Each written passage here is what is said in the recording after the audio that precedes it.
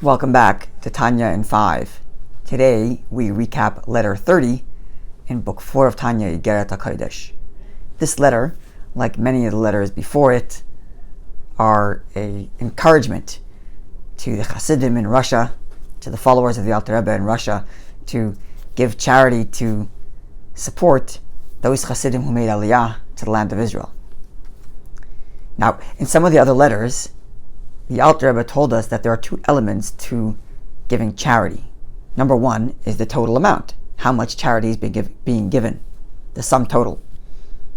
Another element is how often one gives.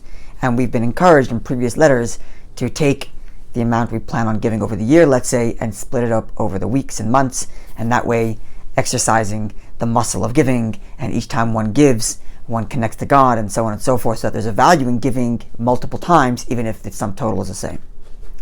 And this letter tells us, the Alter Rebbe, that one has to be sure not to diminish neither from the total they plan on giving, neither from the amount of times they've given. Even if one says, look, I've come on hard times, I will give a little less this year, and next year when I have more money, I will make up for the lost amount last year. Says the Alter Rebbe, no good. Make sure that you're giving the same sum total as the year before, as well as the same amount of times as the year before. And to this end, he invokes the words of our sages who say that if someone shows up to pray in synagogue every day and one day doesn't show up, God asks him, well, where is he? Right? That is to say, when we are engaged in a relationship with God and we have a sort of routine of what we do, and then one day we break that routine, God looks and says, where are you? What's going on? So if we've given in the past X amount and we've given X amount of times, then we best not change that routine and give that same amount the next year and the same amount of times as well. And this, says the Alter Rebbe, is what elicits from God a similar reaction.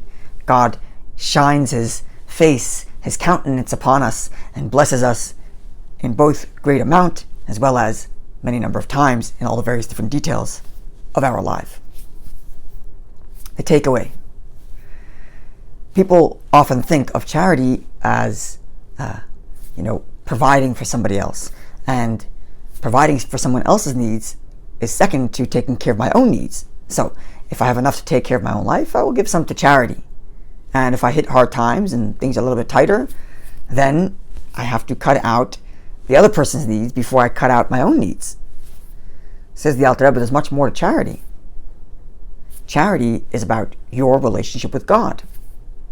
So when a person hits a little bit of a tight spot, the first thing to go is his relationship with God.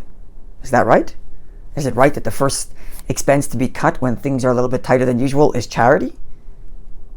If this is the investment I'm making in my relationship with God, then surely it takes high priority. Looking forward to seeing you when we conclude letter 31.